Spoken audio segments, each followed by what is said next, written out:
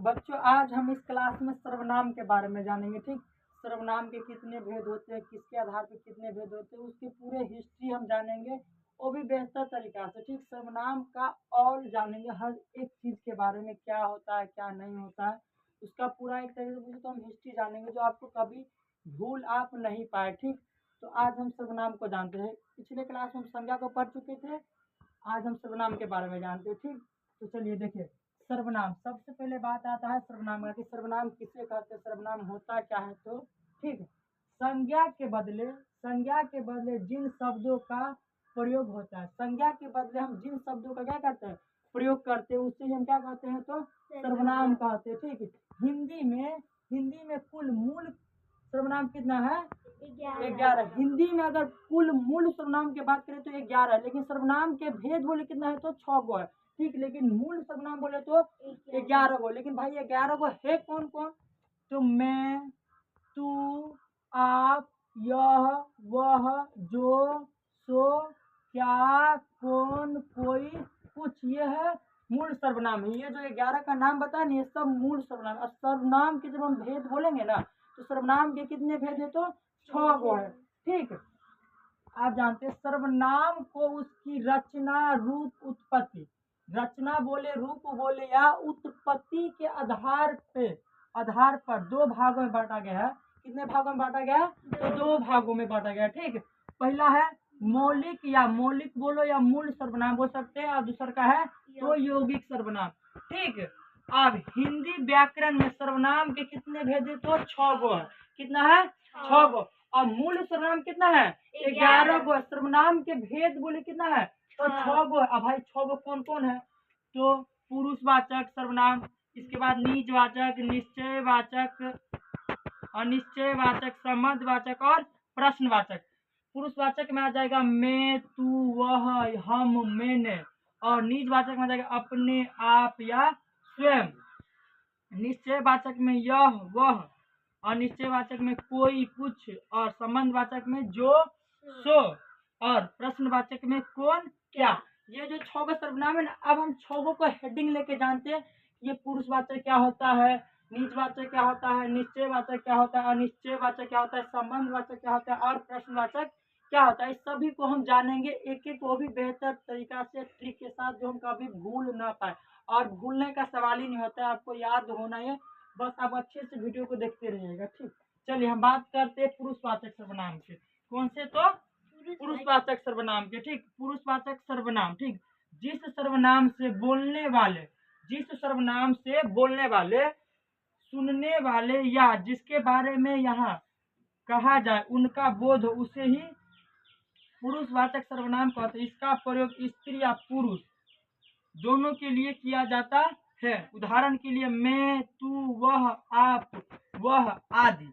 ठीक, जैसे कि मैं सर्वनाम में खुद के बारे में मैं बात कर सकता हूँ पुरुषवाचक में, और हम जिससे बात करें उसका, और एक तीसरा को ले लीजिए, कोई किसी के और के बारे में, जैसे कि मैं, जैसे कि एग्जाम्पल लेके जा रहा हूँ कि मैं दिल्ली जा रहा हूँ। मैं हूँ जो कहाँ जा रहा हूँ, दिल्ली जा रहा हूँ। मुझे पता है कि कल तुम घर जाओगे। मुझे पता है कि तुम कहाँ जाओगे, कल घर जाओगे। ठीक, वह पढ़ने में बहुत तेज है। वह है जो पढ़ने में बहुत तेज है, लेकिन हम बोले किसे, वह, हम किसी और से बात कर, लेकिन हम बात तो करें इससे, लेकिन बता किसी और के बारे में।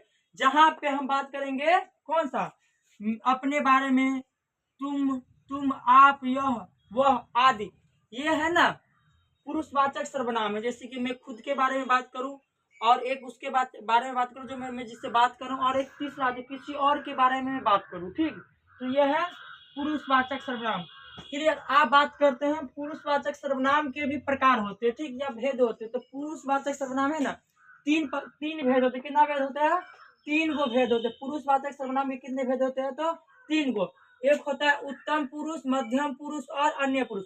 उत्तम पुरुष, मध्यम पुरुष और अन्य पुरुष। ठीक, अब ये भाई उत्तम पुरुष क्या होता है, मध्यम पुरुष क्या होता है, और अन्य पुरुष क्या होता है। ठीक, तो हम पहले बात करते हैं उत्तम है ना, तो उत्तम पुरुष का बात करते हैं। मैं, हम, मेरा, मेरी, हमारी आदि बोलने वाला उसका प्रयोग सिर्फ अपने लिए करता है। जो ये शब्द अपने लिए करता है उसे हम क्या कहते हैं, उत्तम पुरुष। मतलब खुद के बारे में बात करना, सिर्फ और सिर्फ खुद के बारे में, अपने बारे में ही बात करूं, वह है उत्तम पुरुष।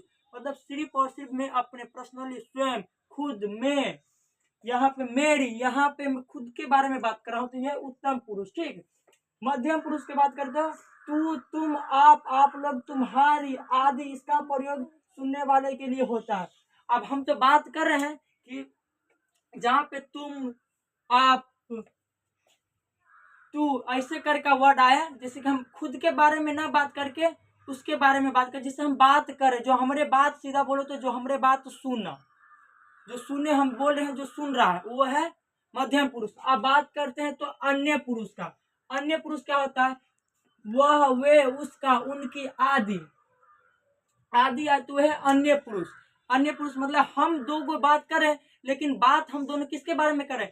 तीसरे के बारे में, तो वो हो गया अन्य पुरुष। क्लियर। आप बात करते हैं निश्चयवाचक के। निश्चयवाचक सर्वनाम क्या है? जिस सर्वनाम से किसी व्यक्ति, वस्तु या चीजें के बारे में स्पष्ट निश्चित जानकारी मिलती है, उससे हम क्या कहते हैं? तो निश्चयवाचक सर्वनाम कहते हैं। जो हमें निश्चित जानकारी दे कि निश्चित ये चीज होगा ही, हमारे आंख से हम देखे कि नहीं ये होता है, निश्चित है। ठीक, जैसे जैसे इसका उदाहरण लीजिए, यह, वह, ये, वो आदि लगा हो तो यह है निश्चयवाचक। हमें पता है कि यह राम है, ये प्रश्न हम देखे हैं कि रामे था, ये चोरबा उस घर में चोरा रहा था, रामे था। ठीक, वह जा रहा, हम देख लिए कि वह जा रहा, तो वो कुछ किसी चीज को लेके जा रहा, हम देखे भाई, हम अपने आंख से देखे कि वह जा रहा था। यह गाय मीठा दूध, हाँ यही गाय, यही गाय की बात करते कि यही गाय है जो मीठा दूध देता है। अब ऐसे बोलेंगे कि गाय मीठा दूध देता है, तो ये अनिश्चयवाचक। गाय तो मीठा दूध देता है, लेकिन कौन सा देता है हमें पता नहीं। यहाँ पे हम अनिश्चय हैं। हम निश्चय मतलब कन्फर्म है भाई कि यही गाय है, हम देखे आंख से, यही गाय था जो हमें मीठा दूध देता है। क्लियर। आप बात करते हैं अनिश्चयवाचक सर्वनाम के। अनिश्चयवाचक जस्ट निश्चय का उल्टा अनिश्चयवाचक होता है। जिस सर्वनाम से किसी व्यक्ति, वस्तु या चीजें के बारे में स्पष्ट या निश्चित जानकारी नहीं मिलता है या नहीं मिलती है, उससे अनिश्चयवाचक सर्वनाम कहते हैं। अनिश्चयवाचक सर्वनाम सिर्फ दो या कुछ और कोई या किसी लगा हो तो है अनिश्चयवाचक सर्वनाम। जैसे कि कोई आया है, कोई आया लेकिन कौन आया हमें पता नहीं है। कोई आया है या कोई आया था, लेकिन आया हमें पता नहीं कि भाई कौन आया है। ठीक है। नदी में कोई तैरा है, नदी में है कोई तैरा है, मतलब देखे नहीं, मन ठेकानी है, बोले हम पढ़ नहीं रहे, बोले कि हाँ हम 400 ले आएंगे, लेकिन पढ़ तो रहे नहीं कर रहे। ठीक है, तो यहाँ पे हम कन्फर्म नहीं है, वो चीज देखे नहीं है, आज झट्ठा मारे के होगा, हम 400 मार देंगे, हम सोए हुए हैं, होगा कभी नहीं, संभव नहीं है भाई, हम मेहनत ही नहीं कर रहे हैं। ठीक, यहाँ पे नदी में कोई तैर रहा है, नदी में क्या कर रहा है? कोई तैर रहा, लेकिन हम देखे नहीं है, देखे हैं कोई, हम अंदाजे लगा रहे कि तैर रहा है।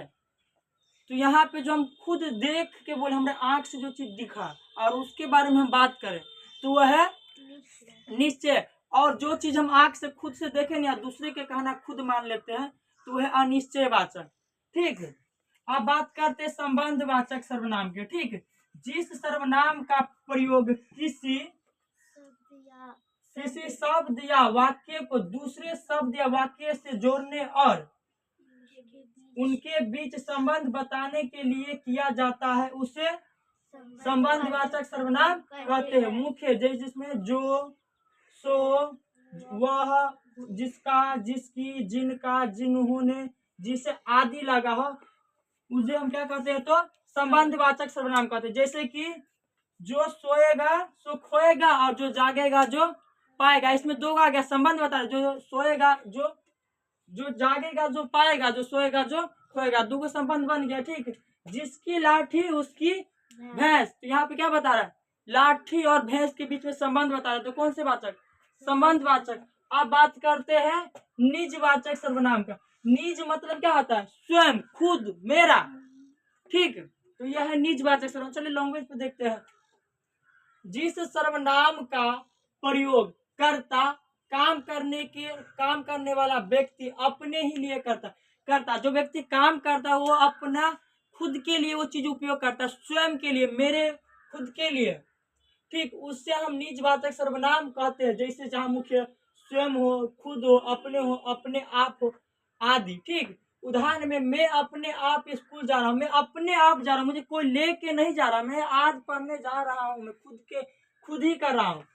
आप अपना काम आप ही करो। कोई बोलेगा बाबू एक लोटा पानी दो, तो राम पानी दे छिए अपने लो ले। तो यहाँ पे बोलेंगे मैं अपना काम, बोलेंगे कि खुदे करने को। ठीक, विजय इस काम को खुद करने वाला, विजय है ना जो अपना काम अपने करेगा, खुद करने वाला, लेकिन कभी भी करेगा वो अपने करेगा।